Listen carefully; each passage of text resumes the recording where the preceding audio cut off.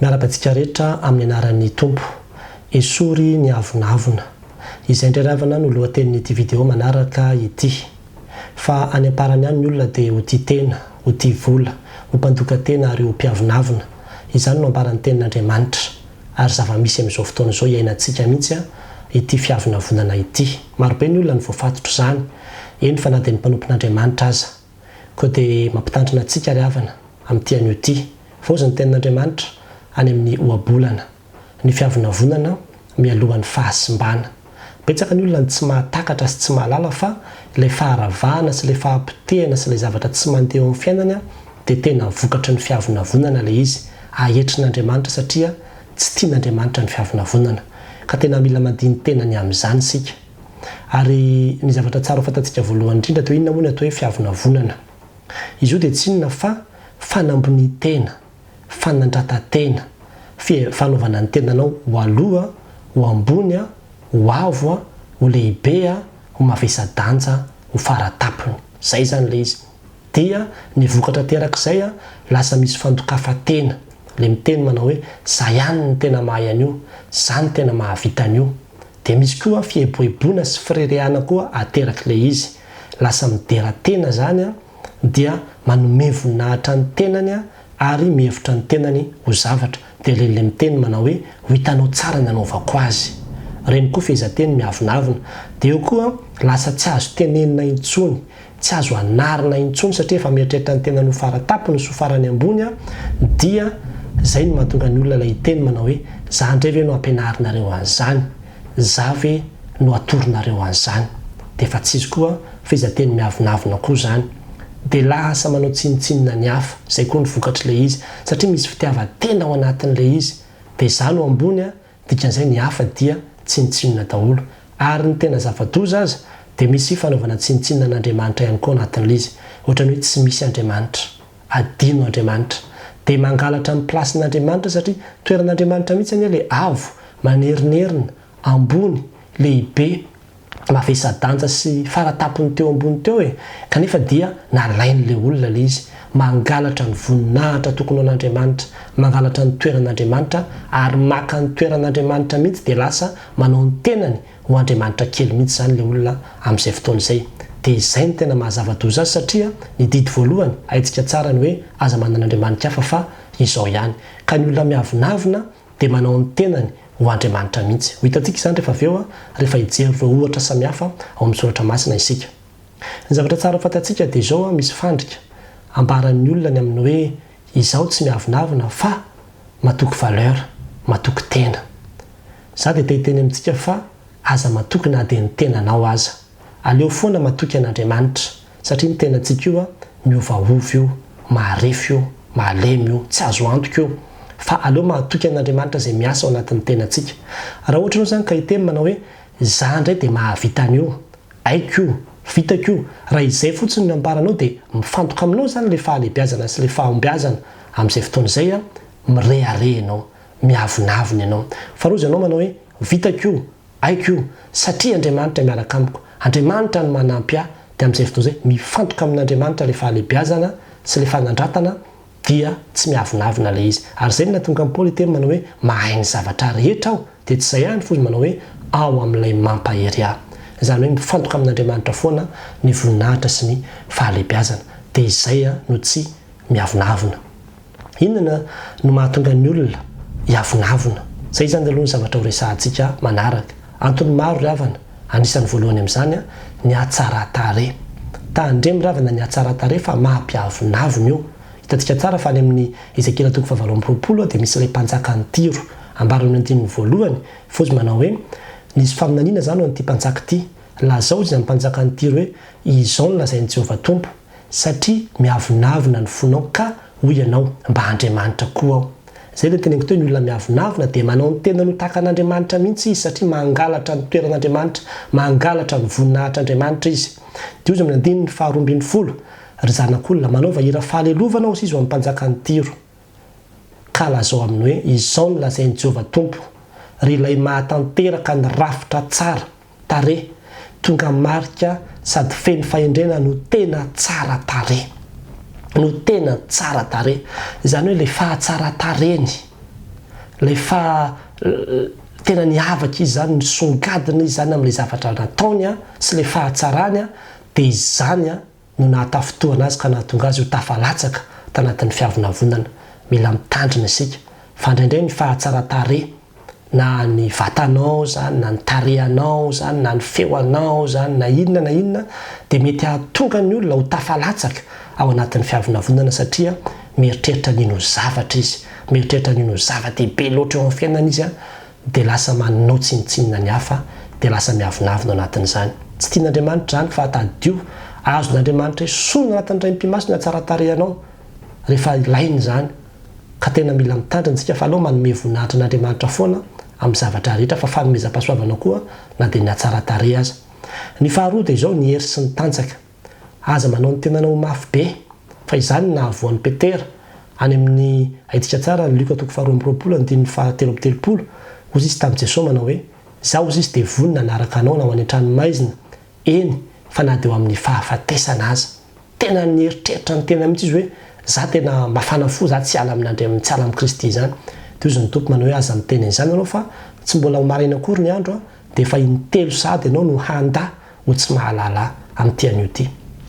Tena naseho an'Andriamanitra mihitsy ny fahalemena ary malala olona ry havana izay tena nieritreritra ny tenany mihitsy sady tena niteny mihitsy hoe za dia tsy ho lavo amina fijangajangany zany mihitsy fa koraha tsy adalako za ve dia anao an'izany zavatra zany fa tsy niherina akory ny volana izay nilazany an'izany teny zany a dia tafalatsaka tanatina fijangajangana izy ary tsy zakany sainy mihitsy no hoe izy ilay tena niteny mihitsy no tafalatsaka tao anatin'ilay izy.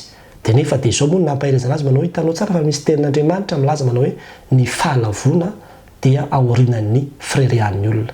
Koa dia mitandrema fa ny olona mirehare fa matanjaka mahery dia mora lavo ary zany natonga amin'ny Paoly tena manao hoe mitandrema ho anareo izay manao azy efa mijoro tsara fandrao ho lavo. Koa dia mila mitandrina isika. Ny fahatelo dia ny harena sy ny vola.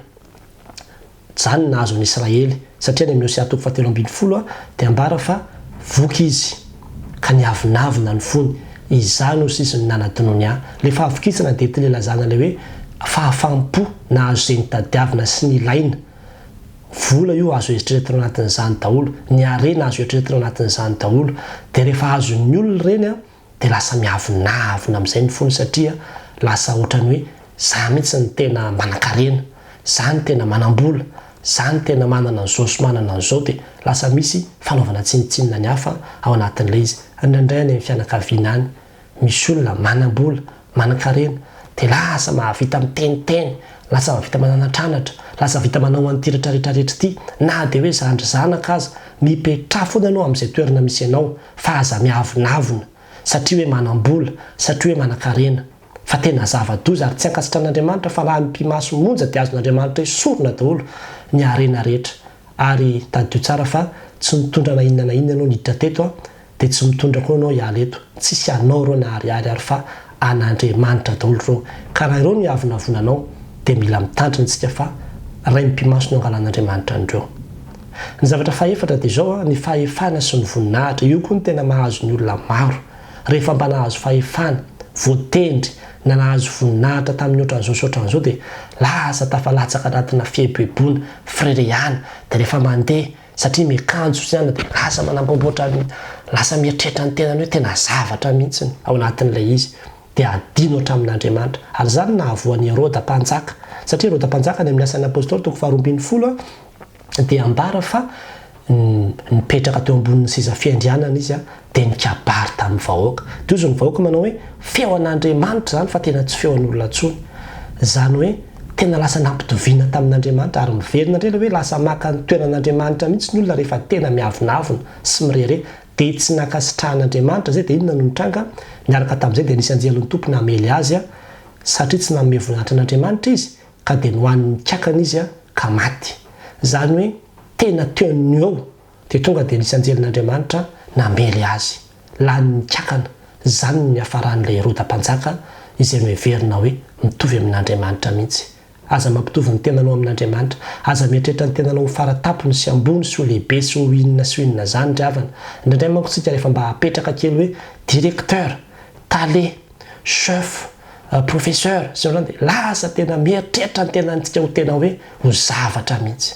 mirearesy miavinavina fatratra mihitsy dia tena sapiaro amin'izany mihitsy dia hoe za tsy maintsy antsonareo ohatran'izao fa za ohatra zavatra mandalo io zavatra mandalo io ry havana aza dia mifikitra amin'io aza dia mireareny amin'io toerana misy anao io fa Andriamanitra koa neny nametraka anao teo hoe ka raha ohatra ka tonga teo ianao dia apetrao mandrakariva hoe Andriamanitra no nahatonga teto, izy no miantso anahy, izy no meko voninahitra eto fa tsy ny tenako.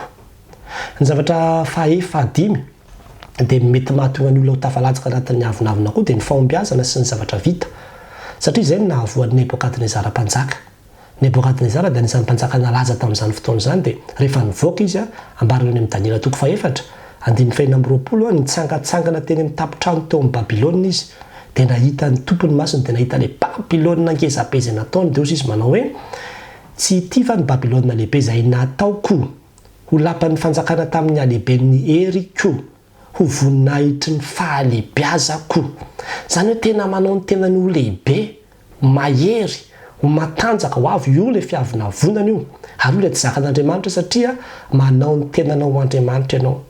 Toy izy Andriamanitra manao hoe inona no nitranga raha mbola teo am-bavan'ny mpanjaka izany teny izany, mbola niteny izany teny izany izy dia nisy feo latsaka avy tany an-danitra nanao hoe ry Nebokadnezara mpanjaka, ianao indrindra nanaovana hoe ny fanjakana hiala aminao fa horoahana hiala amin'ny olona ianao ka ho any amin'ny bibidiny fonenanao, ampinanina ahitra toy ny omby ianao ary fetrandro fito no olanina aminao, ambara-pahafantatrao fa ny avy indrindra no manapaka amin'ny fanjakan'ny olona ka manome izany ho an'izay tiany. Ambara-pahafantatrao fa ny avy indrindra no manapaka. Andriamanitra ny tompon'ny fahefana, Andriamanitra ny tompon'ny zavatra rehetra. Raha mbola tsy takatrao izany, ahetrin'Andriamanitra ianao, ho ahetrin'Andriamanitra ianao fa mila manetry tena ry havana ary mila miteny mihitsy manao hoe tahaka ny Paoly, ny talenta, ny zavatra rehetra dia izy manao hoe ny fahasoavan'Andriamanitra no nahatoy izao aho. Ny asa ozy izy fa tsy izaho fa ny fahasoavan'Andriamanitra no niara-ny asa tamiko. Inona ary izany zavatra tokony hatao? Mila mibebaka ry havana, tena mila mifona amin'Andriamanitra raha ohatra ka efa tafalatsaka tao anatin'izay fiavinavonana izay ary mila miova esoro ny fiavinavonana. Ny faharoa dia izao mandehana amin'ny fanetretena. Mbola ho resahantsika amin'ny video manaraka izay fanetretena izay fa dia izao aloha hoe mandehana amin'ny fanetretena. Ary ny fahatelo dia tady idio fa an'Andriamanitra daholo ny zavatra rehetra, fa izy no niaviany izao zavatra rehetra izao, izy no mihazona azy, izy no antony, izy no tompony, anazy daholo ny zavatra rehetra fa tsy nitondrana inona inona ianao niditra teto ary tsy hitondrana inona inona hiala eto ka noho izany aza mihevitra ny tenanao ho dadany fa aleo foana miteny manao hoe an'Andriamanitra daholo ny zavatra rehetra, tsy mitsinona izahay, tsy mitsinona izahay fa tena Andriamanitra ny tompon'ny zavatra rehetra. Dia alao izay sitrapon'Andriamanitra rirany no atao, omeo voninahitra mandrakariva Andriamanitra fa rehefa diso mireare loatra ny olona, diso manandrantena loatra ny olona dia ahetrin'Andriamanitra. Ahitika tsara ny tenin'Andriamanitra hoe izay manandrantena no ahetry fa izay manetry tena no asandratra. Raha tianao ny tianao lasa lavitra dia esory ny avinavina ho an'Andriamanitra rirany ny voninahitra. Amen.